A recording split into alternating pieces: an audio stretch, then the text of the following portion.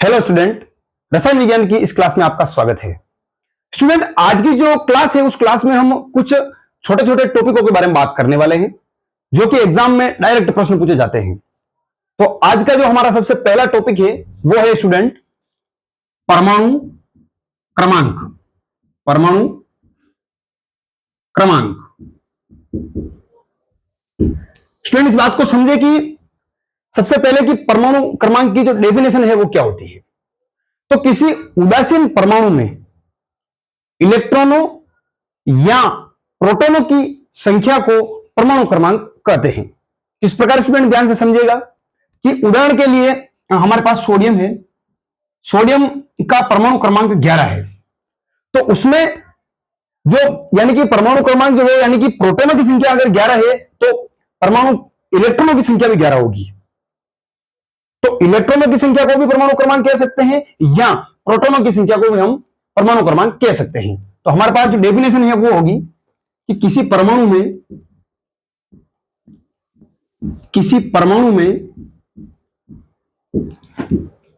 इलेक्ट्रॉनों की संख्या हम इसको उदासीन परमाणु कहेंगे। किसी उदासीन, और वो क्यों कहेंगे वो हम समझेंगे। किसी उदासीन परमाणु में इलेक्ट्रॉनों की संख्या या प्रोटॉनों की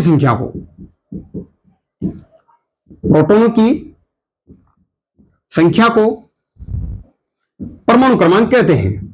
परमाणु क्रमांक कहते हैं। उदाहरण के लिए हमारे पास सोडियम है जिसका परमाणु क्रमांक 11 है। अब परमाणु क्रमांक किसको कहते हैं कि किसी परमाणु में इलेक्ट्रॉनों या प्रोटॉनों की संख्या, यानी कि सोडियम में इलेक्ट्रॉन की संख्या भी 11 है तथा प्रोटॉन की संख्या भी 11 है, लेकिन वो परमाणु उदासीन होना चाहिए। अगर उसमें इलेक्ट्रॉनों की संख्या कम या ज्यादा हो गई, अगर कम हो गई तो उसके ऊपर धनावेश आ जाएगा। यानी कि सोडियम में अगर इलेक्ट्रॉनों की संख्या 10 है तो उसके ऊपर एक प्लस धनावेश आ जाएगा। तो इस प्रकार हमारे पास क्लोरीन है तो उसमें अगर एक इलेक्ट्रॉन ज्यादा हो गया तो उसके ऊपर माइनस आ जाएगा। तो इसी प्रकार किसी भी परमाणु में प्रोटॉनों की संख्या जो है वो सदैव समान रहती है, वो कभी परिवर्तित नहीं होती। इलेक्ट्रॉनों की संख्या कम ज्यादा हो सकती है जिसके आधार पर उसके ऊपर धनावेश या ऋणावेश आता है। तो डेफिनेशन क्या कहती है कि उदासीन परमाणु में, यानी कि उसके पास जितने प्रोटॉन है उतने ही इलेक्ट्रॉन होंगे, तो वो उदासीन परमाणु कहलाएगा। इसी प्रकार नाउ स्टूडेंट, हमारा जो अगला टॉपिक है वो है हमारे पास परमाणु द्रव्यमान। परमाणु द्रव्यमान, इसकी डेफिनेशन किस प्रकार होगी स्टूडेंट कि किसी भी परमाणु में प्रोटॉनों तथा न्यूट्रॉनों की संख्या का जो कुल योग है वो परमाणु द्रव्यमान कहलाता है।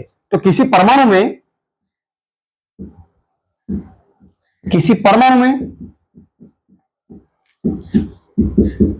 प्रोटॉनों की संख्या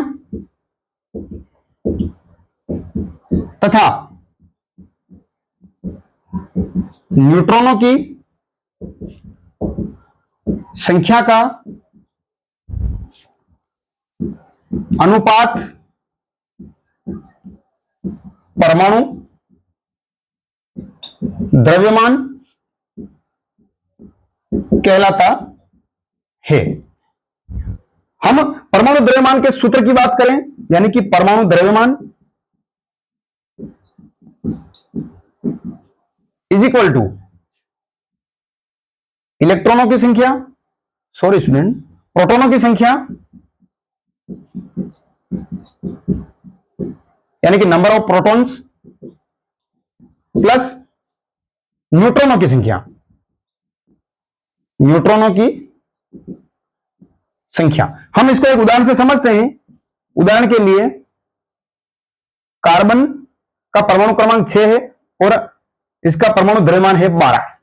यानी कि हमें डायरेक्ट प्रश्न पूछा जा सकता है कि ये तो मैंने उदाहरण के लिए बताया आपको कि कार्बन का परमाणु द्रव्यमान बताइए। तो आपको क्या करना है कि इज इक्वल टू प्रोटॉनों की संख्या प्लस न्यूट्रॉनों की, यानी कि इलेक्ट्रॉनों की संख्या जितनी है यानी कि 6 है यानी कि परमाणु क्रमांक कह सकते हैं, तो उतनी प्रोटॉनों की संख्या होगी 6 प्लस हमारे पास है न्यूट्रॉनों की संख्या, न्यूट्रॉनों की संख्या भी हमारे पास 6 होगी, तो हमारे पास हो जाएगा आंसर 12। यानी कि परमाणु द्रव्यमान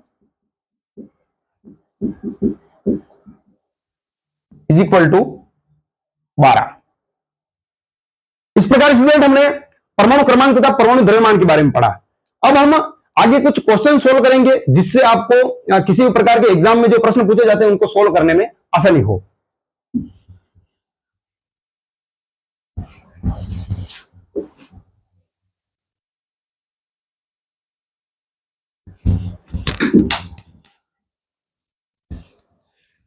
हमारे पास जो प्रश्न है वो कुछ इस प्रकार होगा कि ब्रोमीन जिसका परमाणु क्रमांक 35 है और 80 जो है उसका परमाणु द्रव्यमान है। ब्रोमीन में इलेक्ट्रॉनों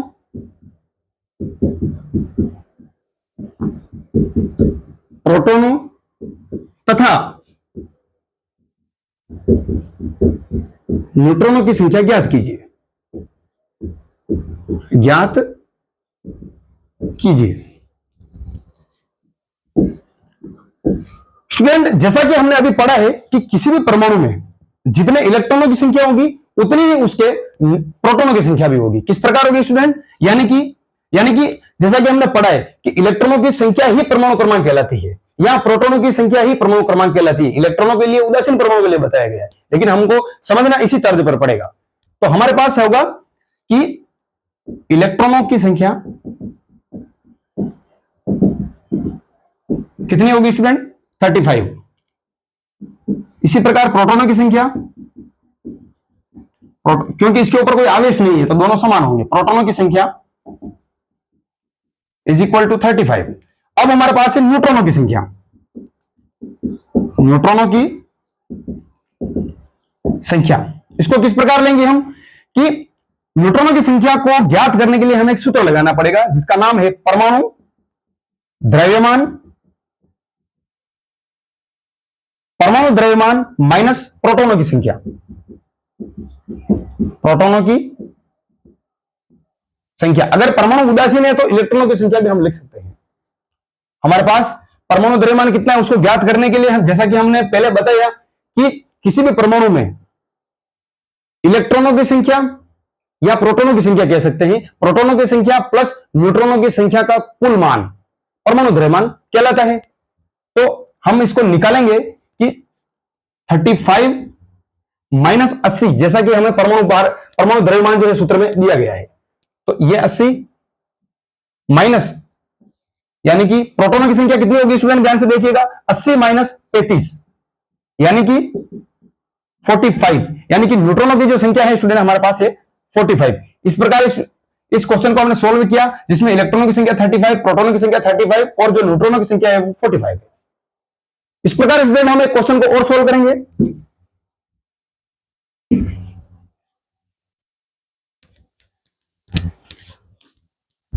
अगला क्वेश्चन होगा स्टूडेंट हमारे पास, एक स्पीसीज है जिसका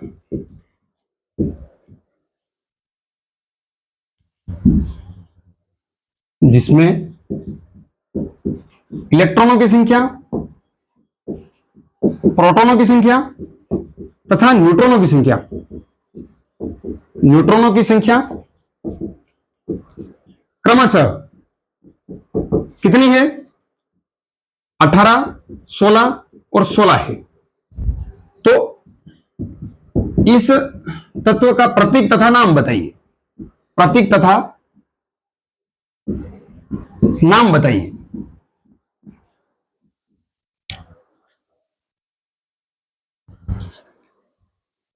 हम इसको सोल्व करेंगे स्टूडेंट कि एक स्पीसीज है जिसमें इलेक्ट्रॉनों की संख्या है 18, प्रोटॉनों की संख्या है 16 तथा न्यूट्रॉनों की संख्या भी 16 है। इसका हमें प्रतीक बताना है। तो सबसे पहले इस बात का ध्यान रखना है कि प्रोटॉन की संख्या कभी परिवर्तित नहीं होती, अगर परिवर्तित होती है तो सीधा तत्व बदल जाएगा। तो हमारे पास है प्रोटॉनों की संख्या 16, तो 16 पे कौन सा तत्व आता है? यानी कि सल्फर तत्व आता है। तो हम लिखेंगे इस तत्व का प्रतीक सल्फर है। लेकिन इस बात का जो है हमें ये जो क्वेश्चन पूछा गया इसका आंसर सिर्फ यहीं तक नहीं मिलता है। क्यों नहीं मिलता है? कि यहां पर जैसा कि हमने बताया गया है कि प्रोटॉनों तथा इलेक्ट्रॉनों की संख्या समान होनी चाहिए उदासीन परमाणु में। यहां पर ठीक उल्टा है, यानी कि प्रोटॉनों की संख्या तो सही है लेकिन जो इलेक्ट्रॉनों की संख्या है उसमें 2 ज्यादा है। किस प्रकार है हम समझेंगे कि परमाणु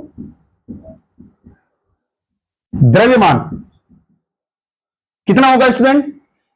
प्रोटॉनों की संख्या प्लस न्यूट्रॉनों की संख्या, यानी कि 16 प्लस 16 इज इक्वल टू 32। यानी कि सल्फर का परमाणु जो द्रव्यमान आ रहा है वो तो सही आ रहा है। अब 18 है तो किस प्रकार है? तो हमें क्या करना है स्टूडेंट कि इलेक्ट्रॉनों की संख्या कितनी है हमारे पास? 18। यानी कि अब हमें इसमें से प्रोटॉनों की संख्या को माइनस करना है। किस प्रकार करना है? -16 इज इक्वल टू 2। यानी कि सल्फर के पास 2 इलेक्ट्रॉन जो है वो एक्स्ट्रा है। यानी कि इस बात को समझिएगा। अब इसका जो प्रतीक है वो किस प्रकार होगा कि ये हो गया सल्फर, परमाणु क्रमांक कितना है हमारे पास? 16। परमाणु द्रव्यमान कितना है? 32। अब इसके पास 2 इलेक्ट्रॉन एक्स्ट्रा है। अगर किसी परमाणु के पास इलेक्ट्रॉन एक्स्ट्रा होते हैं तो उसके ऊपर माइनस आवेश लगता है। अगर कोई परमाणु है और उसके पास इलेक्ट्रॉनों की कमी है तो उसके ऊपर धनावेश लगेगा। इस बात को आप ध्यान से समझे स्टूडेंट। तो हमारे पास 2 इलेक्ट्रॉन जो है वो एक्स्ट्रा है तो हम इसके ऊपर -2 आवेश लगाएंगे। इस प्रकार स्टूडेंट इस क्वेश्चन को हमने सोल्व किया और आप इस प्रकार के और हमारे बुक्स में जो एनसीईआरटी की बुक्स है उसमें दिए गए हैं उनको बार बार सोल्व करने का प्रयास करें, जिसके आधार पर आप एग्जाम में सटीकता से किसी प्रश्न को सोल्व कर पाए। अब हम आगे की ओर बढ़ते हैं स्टूडेंट।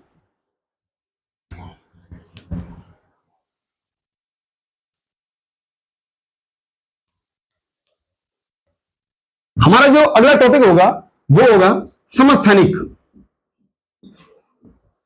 समस्थानिक। अब समस्थानिक कहते हैं किसे, इस बात को आपको समझना बहुत ही जरूरी है। यानी कि कोई भी स्पीसीज है जिसमें परमाणु क्रमांक तो समान है किंतु परमाणु द्रव्यमान भिन्न है, वे समस्थानिक कहलाते हैं। किस प्रकार? अब क्योंकि समस्थानिक को समझने के लिए आपको परमाणु क्रमांक तथा परमाणु द्रव्यमान को समझना बहुत ही जरूरी है। उसके बिना आप जो है समस्थानिक को नहीं समझ पाएंगे। इसलिए आप उनको अच्छे से समझे फिर इस टॉपिक तक आए आप।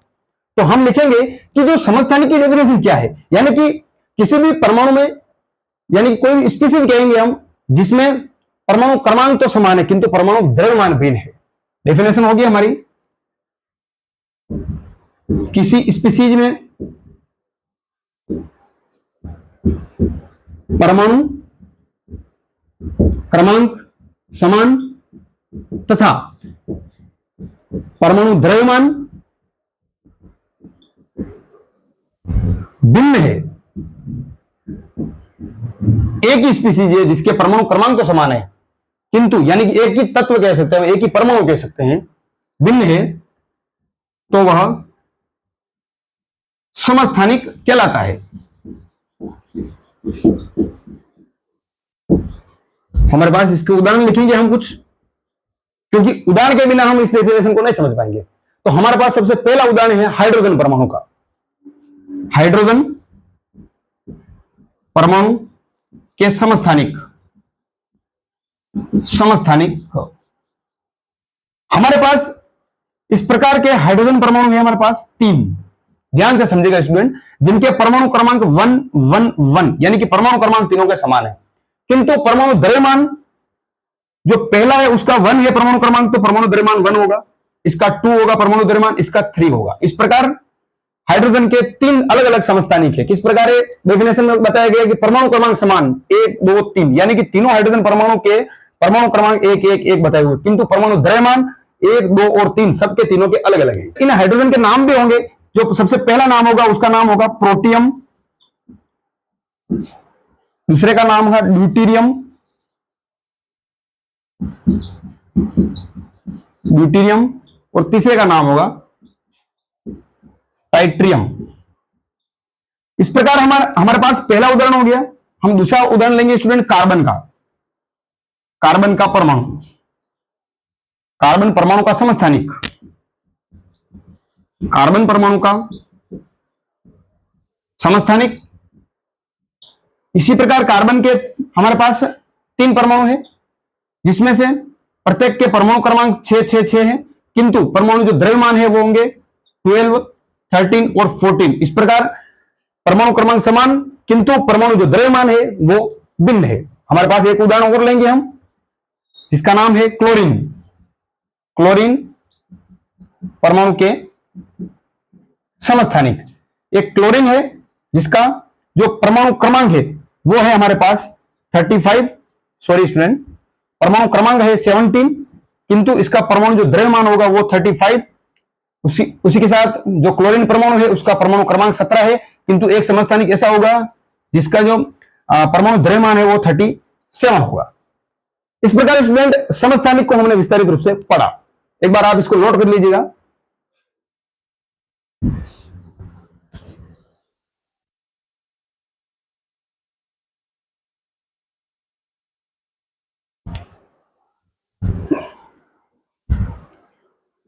हमारे पास अगला टॉपिक है समभारिक। समभारिक यानी कि वे स्पीसीज, इसका ठीक उल्टा होगा, समस्थानिक का ठीक उल्टा समस्थानिक का परिभाषा होगा। किस प्रकार होगा कि वे स्पीसीज जिनमें परमाणु क्रमांक तो भिन्न होते हैं किंतु परमाणु द्रव्यमान समान होते हैं। किस प्रकार होते हैं हम देखते हैं कि वे स्पीसीज जिनमें परमाणु क्रमांक भिन्न किंतु